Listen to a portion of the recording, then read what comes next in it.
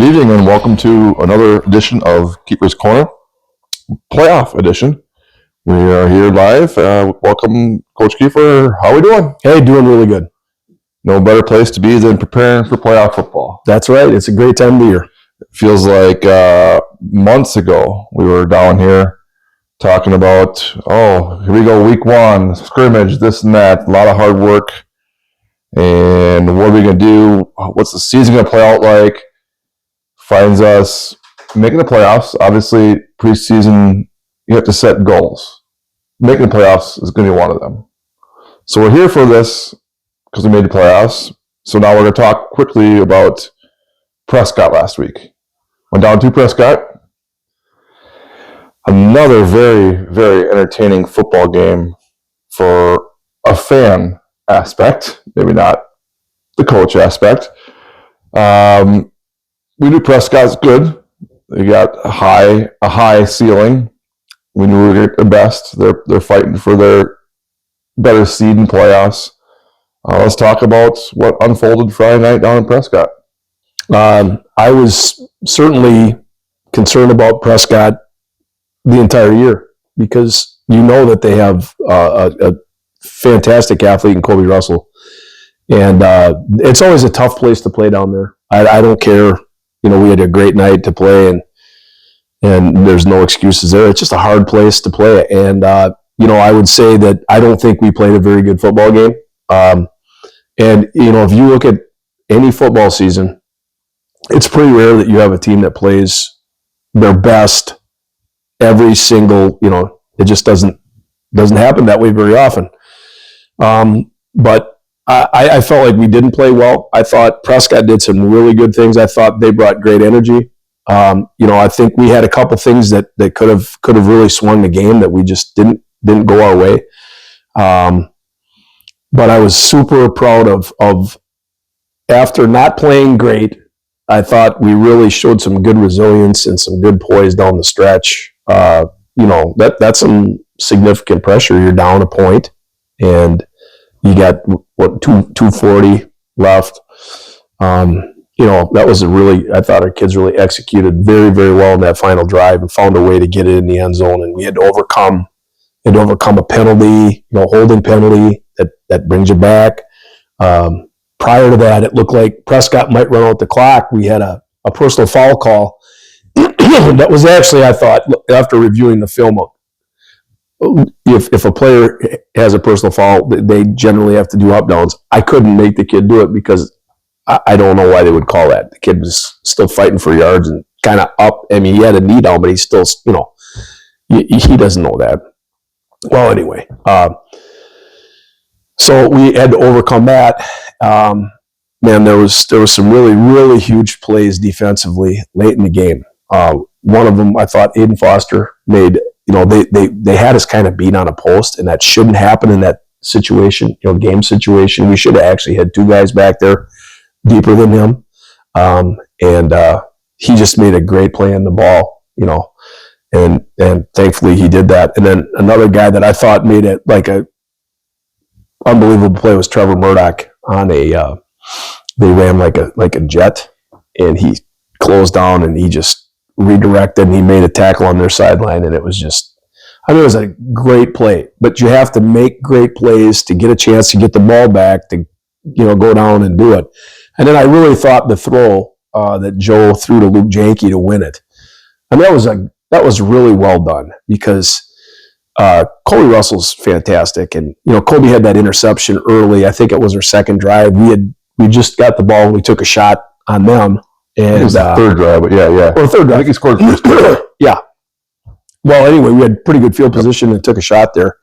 And, Kobe was over, he was like literally on the hash, and we, threw it into the boundary there. And, we should have went away. But I give Joe all the credit in the world because as the game went on, there was a little cat and mouse going on between those two guys, about like the way you open and, that play to Luke Janke, he completely had Kobe going the wrong way.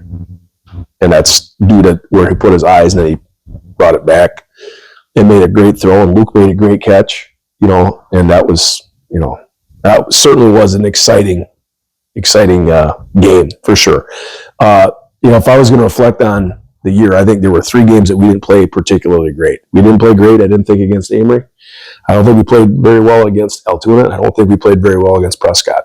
So I'm hoping that we get that out of our system, because at this point in the year, if you don't play great, you're done. So I think we have a good perspective, good sense of urgency, and excuse me, excited for the opportunity. So, still talking about the Prescott game. Yeah. It felt like possessions were almost limited as opposed to what we'd normally have, because it felt like some longer possessions, both sides of the ball, and felt like Prescott was taking 30 seconds between plays, just really trying to slow it down. And more so in the second half. We had the interception, which gave us great field position. Right. I want to say first and goal on the 5. Yeah, when Joe ran it in, I believe. And then until our game-winning drive, we didn't. That's our 2 possessions that we scored in the second half. That we haven't had a lot of halves where we only scored twice, and the one was, like you said, set up by the defense. We had a real nice drive to start it, and I think we ran the ball the whole time. And to be honest, I just didn't feel like I called a very good game the whole game. We were moving the ball. Part of that was we were struggling a bit on defense at that point, and wanted to keep the ball away from them a little bit. And we had a 3rd and 2. When we were down there a ways, I think we were probably like on the 30. Does that sound right? Where we turned it over. We had a 3rd and 2, and we, obviously you're going to take 2 shots at that, and my God, we got stopped twice. They to their credit, they had like about the perfect call. We had a jet option play. If we would have just run a jet, I think we would have scored a touchdown. But we had a jet option, and credit to them. But sometimes it's a great play call or a great execution of the play by someone else, right? And it's not always. Yeah, I didn't intend to say like we screwed it up. It was just like they made a heck of a call for what we had called. Right.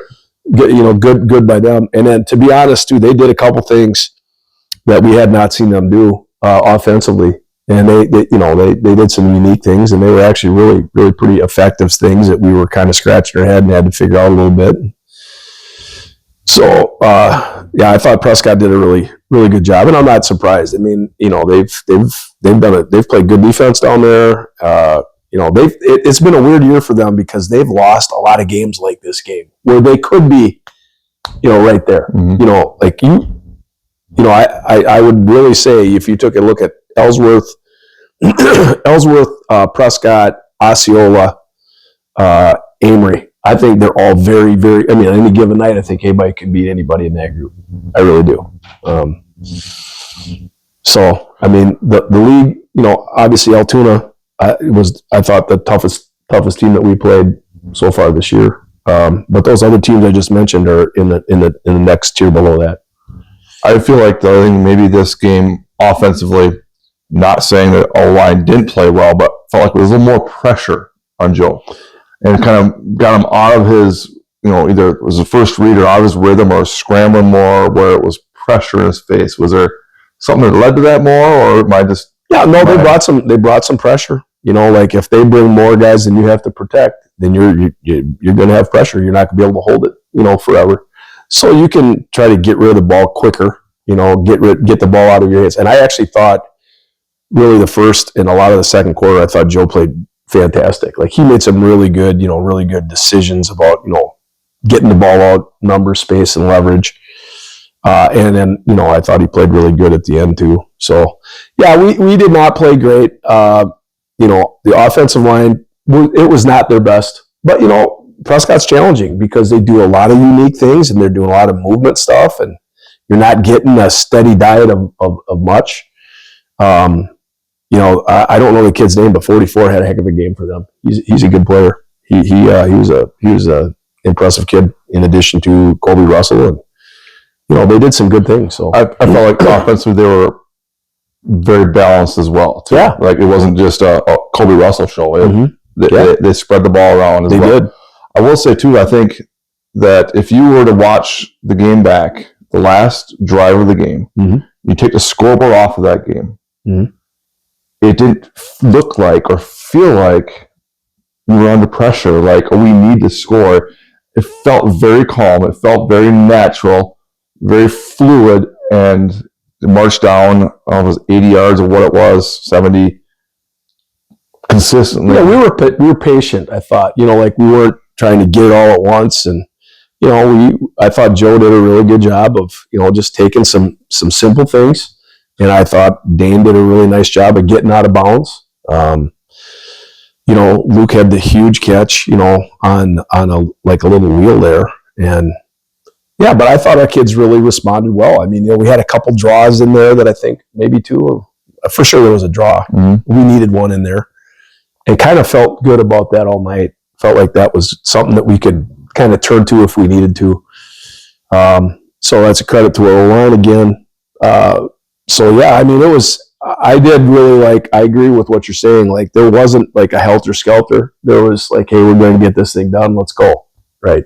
I think if you had asked everyone on the ball on the sideline, are we scoring this possession? It would have been, well, 95% of us think we're scoring a touchdown, and then 5% say we'll settle for a field goal, game-winning field goal. But so I just felt that way, and that's I will say this: we do on Thursdays. We always do our 2-minute drill, and we generally make it tough. So we have 95 yards to go. We got one timeout, minute 50, something like that, right? And then we have, Coach Laram is the official, and if a guy gets touched, he's down, right? That's what we do. Or if let's say we break one and it would be a touchdown and it's too early, we just blows a whistle, or we'll have a phantom hold or whatever, something that we got to overcome. But we have to go through it. And I'm telling you, we've done it for 9 weeks. We have never not scored in that 2-minute thing. And sometimes we've scored and we will literally turn around and go back and get 2 scores. It's just been unbelievable. I mean, you have, I think, a couple things that have been pretty evident. One, our O-line is always, they're solid. They're very, very solid.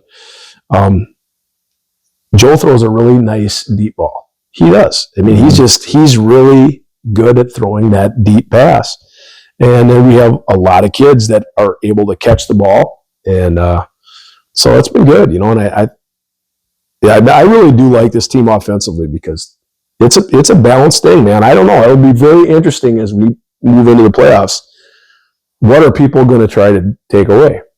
That's the other thing I would say too. Like, nothing against anything Prescott did offensively, but it's like when push comes to shove, the last possession, it's make someone over there. Kobe Russell beat us, right? Whereas when it comes to Baldwin, it's like, okay, well, shoot, this wide receiver, this Everts, I don't know his name, has not caught a pass yet. Let's leave him. Yeah. Okay, he's got 10 touchdowns. Yeah. Okay, let's go away from this janky kid. He's only a freshman. Okay, he's done this. Aiden Foster just had a game with 3 touchdowns. Oh, there's this Dane Viendahl guy that gets the ball 20 times and 10 yards a pop. Yeah. Okay, let's do this quapple something. Yeah. Over the middle, wide open. Well, he gashes you. I mean, we're super fortunate because we have a lot of kids that are super talented. Right. So, and one other thing that I'm going to mention, and I kind of talked to our guys about this, and I think it's a big deal because, like we had one of our kids was hurt, and Lyle Larson, who's a senior, right? He's a great kid, very team-oriented guy. And that he would love to be starting all year, but he hasn't. And that's a tough thing when you're a senior. But he was extremely ready when his time came. He stepped in, played very well. And, it makes you happy to see a kid that hangs in there. And now, he's got fantastic memory. He played 2 positions if I'm not correct. Yeah. Mistaken, right? Yeah, indeed. So, it's just like I love to see the younger guys in their program see an older guy that sticks with it, puts in his time, and like that happens. I mean, I remember other years. We had the one year when Bryce Lunzer, 2008, broke his tibial plateau, and Daniel Peterson stepped in there, and my God, he played just lights out. And that was the first game that he had started. That was one of the biggest games of the year, and he just rose to the occasion. So, similar situation. Senior, really good player, just like Lyle's a really good player. We were reminiscing about their other years. You know, I'm not going to call anybody out, but there aren't many years where Lyle Larson wouldn't be a starter for us. He's a good, you know, he's good. So, yeah, I just appreciate guys that stick in there and, you know, keep working. And it's great for younger guys to see it. And I think it gives people hope, you know, which is really important. Right. Okay. So that being said, now we cap off a 7-0 conference season, a 9-0 regular season. First time since like Nygaard's dad played or something like that. Apparently they're 9-1 or something. He found that out. He found out after the game. What were they? They were 9-1 they finished up. Or regular season, I don't know what it was, but something along those lines. Obviously that was probably, again, we talk about goals. Making the playoffs. Yeah. Win the conference. Yeah. Undefeated conference. Undefeated season. So those four are probably knocked off the list. Yeah. Now we move on to the next list, which started Saturday morning for you or Friday night as soon as you got the bus, probably. Right. Found out who you play Saturday at 10 o'clock-ish or so. And we got Ashland, right, coming to Kingfield on Friday night, I'm assuming. Yep. So now what are we looking forward to this week for preparation for Ashland and hopefully another deep playoff push? Yeah, well, we sure hope so. Ashland is a team from the heart of the North. They were 5-4. They are a flex bone offense. The advantage for us, I think, there is we've played Osceola in week 8, and we played Altoona, I believe, week 7. And they're both, you know, option flex bone teams. So it's something that we've seen quite a bit. We've practiced. So that's I think an advantage for us. It's not like the first time we've seen this stuff. I look at Ashland and I see they have a lot of kids that they have some size.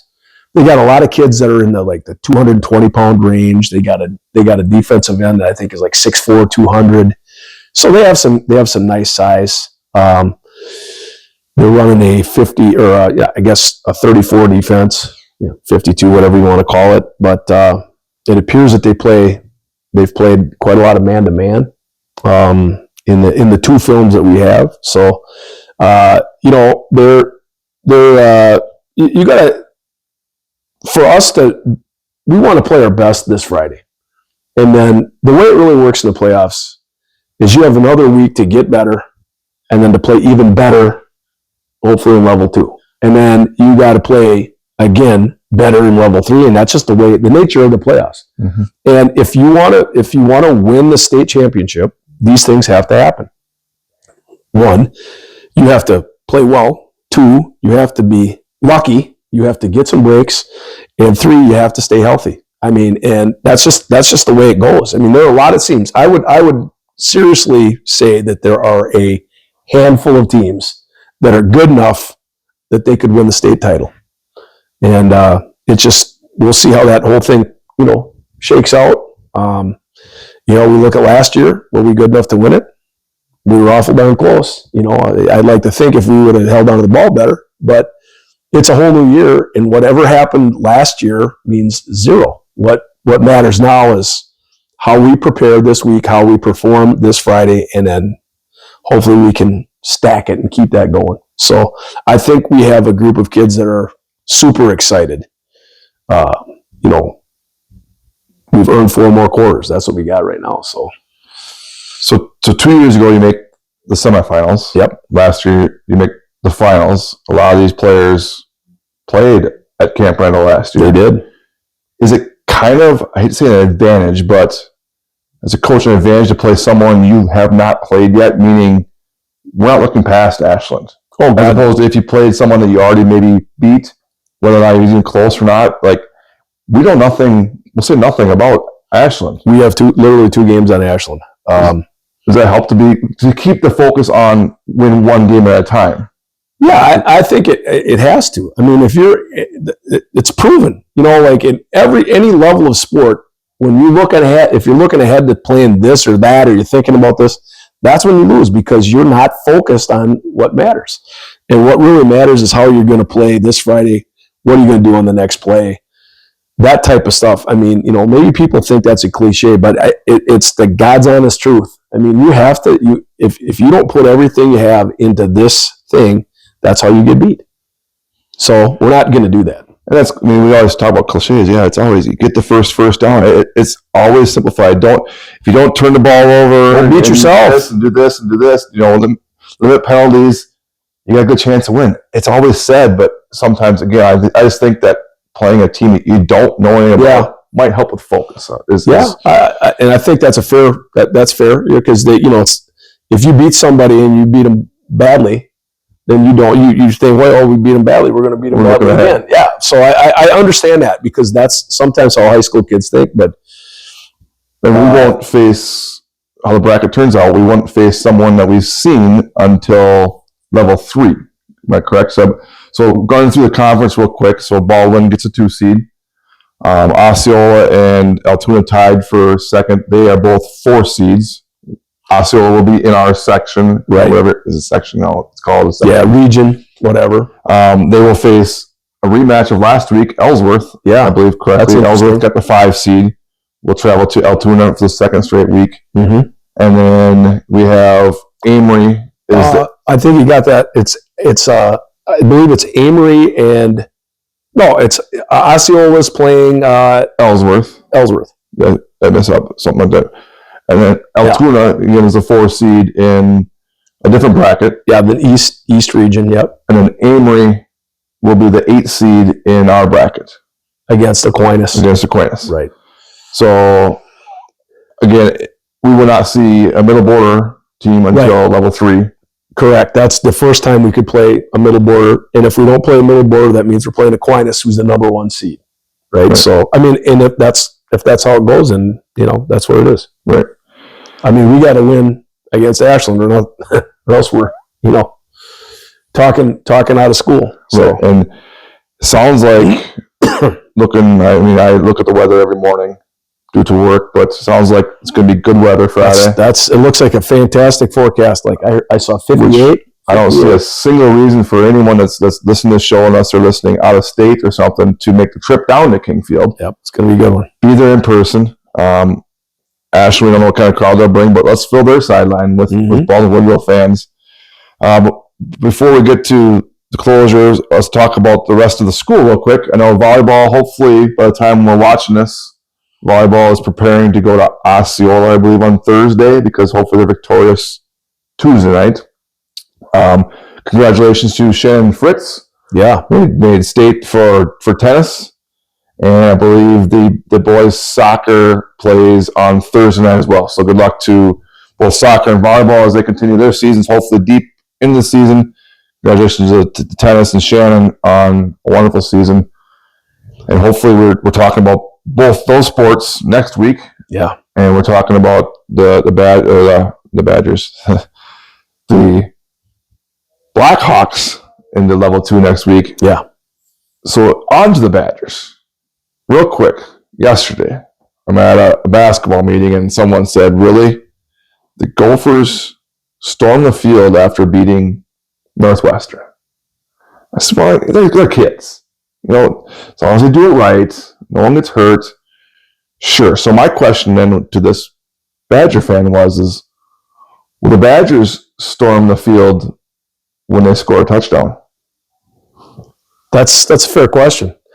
It is unbelievable the length of time it's been. I saw a thing of the last few games of every series, how every series ends. Punt, punt, punt, interception, downs, punt, punt, punt, punt, punt, fumble, punt, interception. It's unbelievable. It's truly unbelievable. It's hard to put your finger on it. I don't like it. And I get concerned because I think, it's at the point where I'm about as diehard as they come. It's hard to watch. And I find myself usually I would not have a laptop on my lap when the Badgers are playing because I'm locked in on the dang game. I'm doing high school football. I'm looking up and I shake my head. It's pretty easy to go back in. And I'm sure that's like a lot of people, and then the university, they lose a lot of revenue. People aren't buying Badger gear, and you're getting crushed like this. And it's, I think this state takes a lot of pride in its football.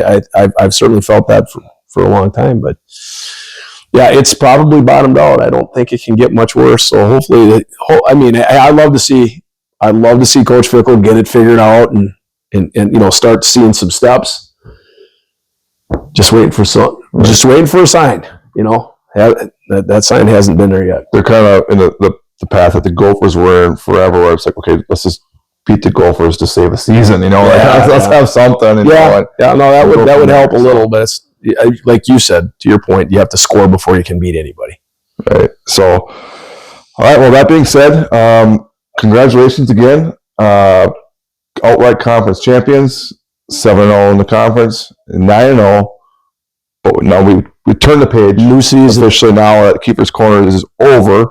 We're turning the page. We're on to Ashland. We're on to the next page. We're hopefully going to be meeting down here a few more times, talking about a new opponent and the great success.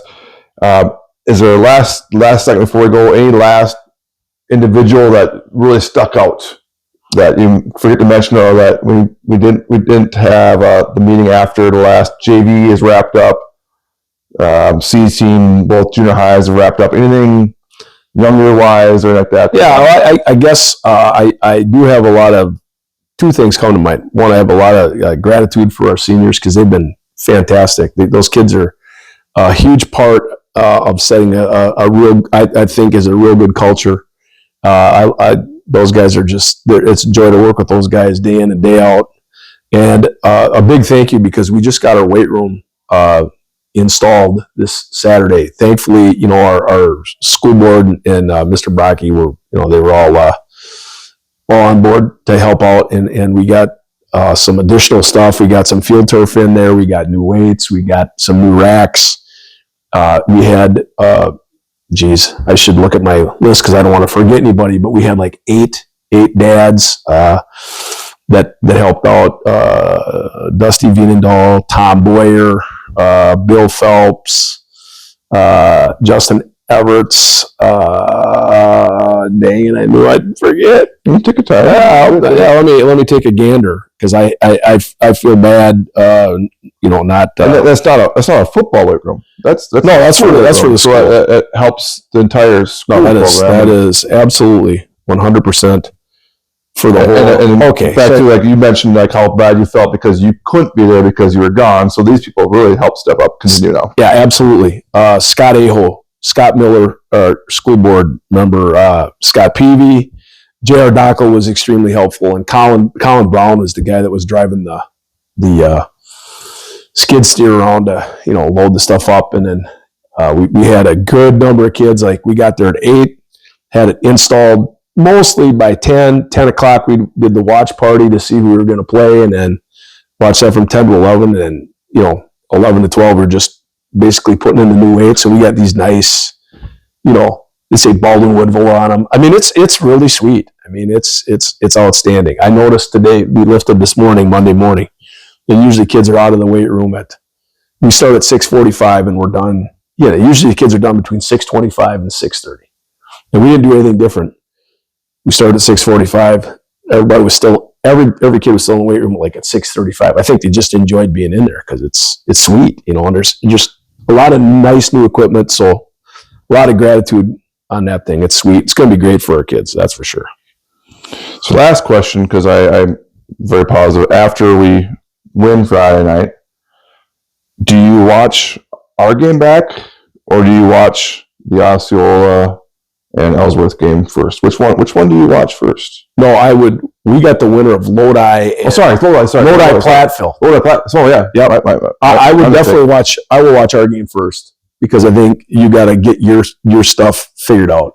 We make corrections, and we've got some technology that we're using that literally saves me about 2 hours because I don't have to go through and tag everything that's done game night, which has been it's been awesome. So I can just literally go through and watch the game and, make some coaching points, trying to, you learn, like there were things that day one things that we screwed up against Prescott. So those will be the things that we're going to be working on this week. And we haven't screwed some of those things up much this year, but at least you know what to practice. So so we'll start there and then we'll move into our opponent. All right. Well, let's worry about that Friday night. Yep. Hopefully after victorious and we see all you down again. Get there early. Find a good spot to sit or stand. Cheer on these Blackhawks to hopefully victorious over Ashland. Regardless, we'll be back here next week, and hopefully we're doing this a few weeks to come. But congratulations, 9-0, and let's start a new season right now. Sounds great. Let's go get it.